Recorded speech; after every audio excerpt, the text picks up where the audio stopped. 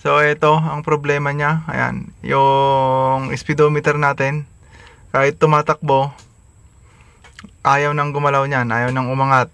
Kaya naka-steady na siya sa 0 kahit tumatakbo, kahit ilan yung speed mo ng takbo ng red tricycle natin, ayaw nang gumalaw. Pero ito, gumagalaw yung fuel gauge natin. Tapos umiilaw itong mga ilaw natin dito, gumagana. Ito lang talaga. So dahil hindi naman sensor, dahil ganyan nga manual yung ating odometer, kable yan, naputol na kable. So, papalitan natin. Kung anong gagawin natin, tanggalin natin to Phillips screw. Kuha tayo ng Phillips screw. Ayan yung cross Phillips screw. Isa, dalawa, tanggalin natin. Siyempre natanggal ko na. Ayan na Kaya hugutin na lang natin. Tapos tatanggalin natin tong dashboard. Ito, tatanggalin natin tong buo. Kailangan lang natin Phillips screw ulit. Meron dito. Hanapin natin yung mga screw. Isa, dalawa, tatlo, apat. Ayan. So, Phillips screw. Tanggalin lang natin itong buong dashboard.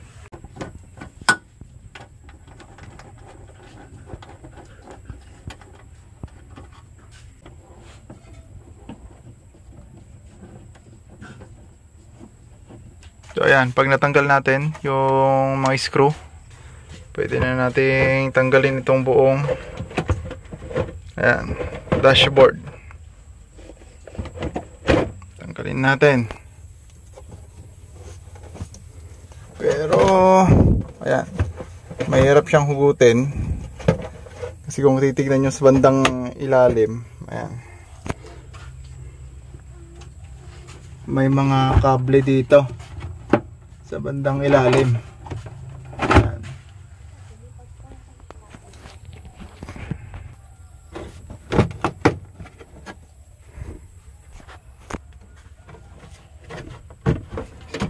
Hindi pa natin totally matanggal itong dashboard kasi nga sa ilalim. Kailangan nating baklasin ito. Hinihila niya, ayan.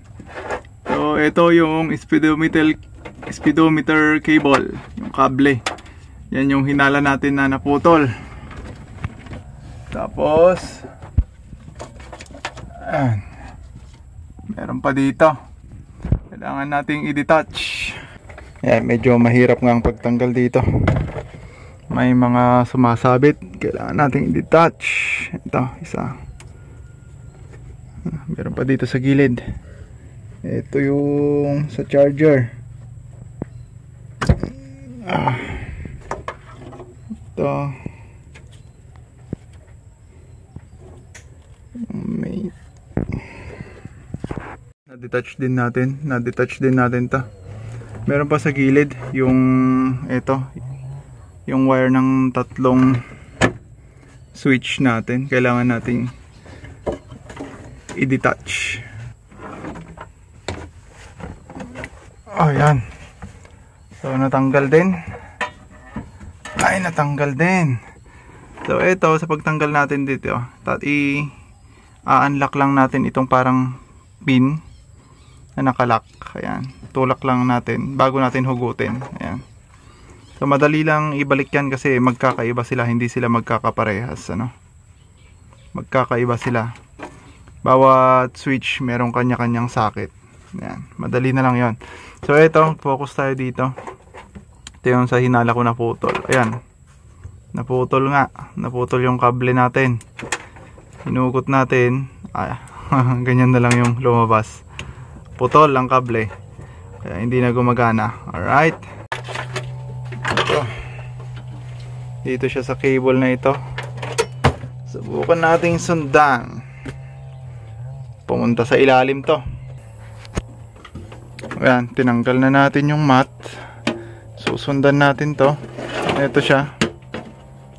Pumunta nga dito sa ilalim. Papuntang ilalim siya. Ano? punta tayo sa ilalim, no choice tayo. So ito kasi siya pag sa ilalim. Ito. Ayan.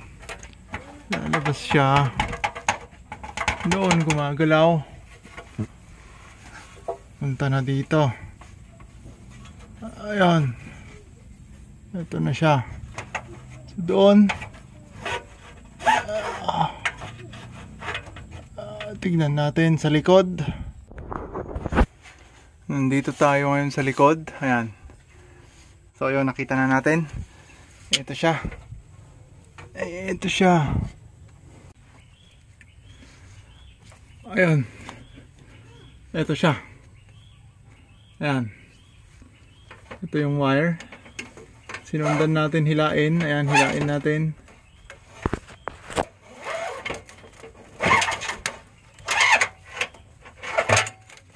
Ito nga. Nakuha din natin ito. Kailangan pa nating baklasin dito sa gilid. Dito siya sa right side. Ano? Medyo mahirap. Ayun o.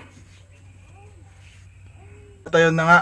Pinag-aaralan natin kung paano natin papalitan. Kasi first time natin magpalit. DIY lang tayo. Medyo komplikado. Sa ilalim talaga. Sa ilalim ng makina. Yun ang access natin. So ang gagawin natin, after nating matanggal yung dashboard, sundan natin yung kable dito sa may butas. Tapos sa ilalim, ayan, kailangan nating sundan yung kable dito sa ilalim papunta doon sa kanyang connection, ano? Dahil ang access natin ay dito sa ilalim, bandang right side na gulong dito sa likod. Nag-jack tayo para umangat. Medyo malaki yung katawan natin. And kailangan nating sumilong dito sa may tambutso, ano? Sisilong tayo dito. Ayan, para ma-access natin. Kapag nandito na tayo sa silong, hilain natin. Ayan, hilain natin yung kable. At makikita natin, ito. Dito, ang kanyang connection. So, babaklasin natin. Baklasin natin yan. So, discarding malapit ulit tayo.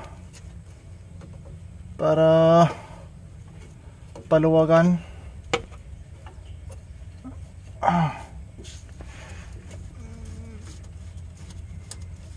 Ayan, gamitan natin ng wrench.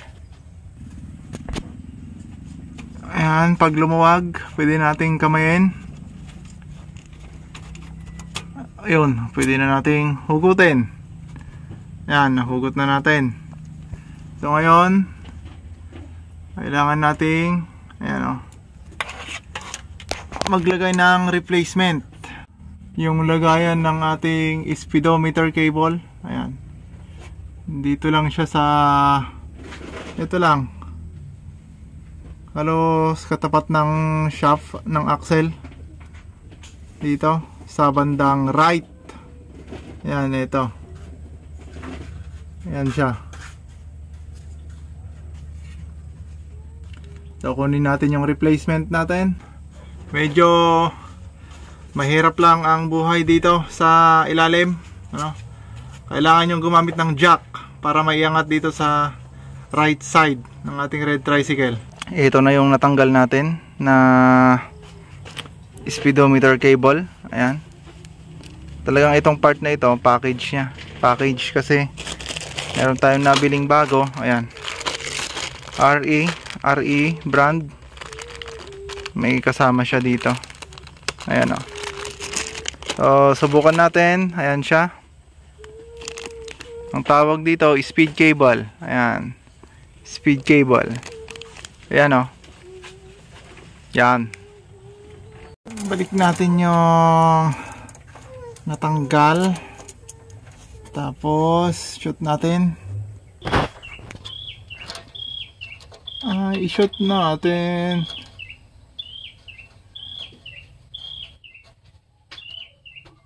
Ayan.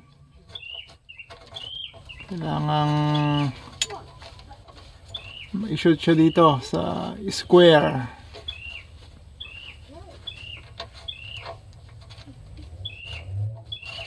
Ayan. Ayun. Tsaka ipitan natin. Ayan. Okay na. Kumagat din ng maayos. Higpitan lang natin ng konti. Ito kasi sa dulo na yun eh. Parte na yan ng dulo. Yan. Dito tayo mag-focus. Munting higpit.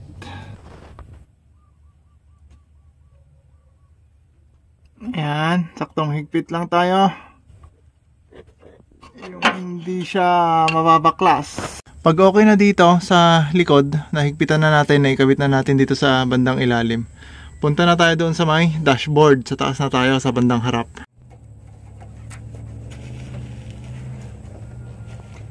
Okay.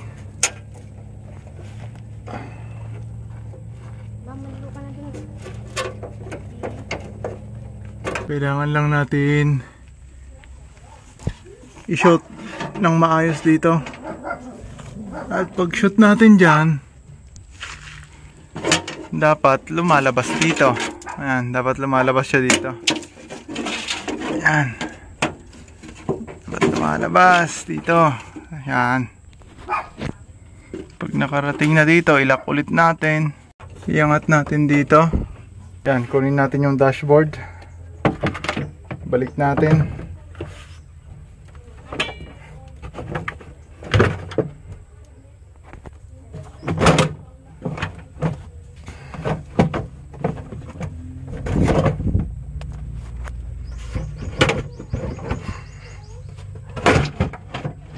Ayan, pero bago natin nilagay yung mga screw, shoot natin yung sa ilalim. Parang bitin yung kable natin. Ayan. Mabot naman dito. Ewan ko lang pag naikabit na. Ayan. Nakahigpit na rin. Balik natin yung mga socket. Ayan. Huwag nyo ring kalimutan itong tatlong socket dito sa gilid. Yung tatlong switch natin dyan. Ayan, pag okay na tong tatlo, meron pa. Huwag nyo pang kalimutan dito sa may charger. Bago nyo ibalik. So ayun, naikabit na natin. Kailangan na lang natin, balik natin tong mga screw na ito dito sa ating dashboard. Ayan. Para may connect ng maayos. So yun lang. Medyo komplikado. So ayun, natapos din natin yung ginagawa natin, ano. Kaya lang medyo komplikado. Medyo nahirapan tayo sa paglagay kasi kailangan mo pang sumilong sa ilalim para lang mapalitan yung speed cable. Ayan. Pero ngayon okay na siya.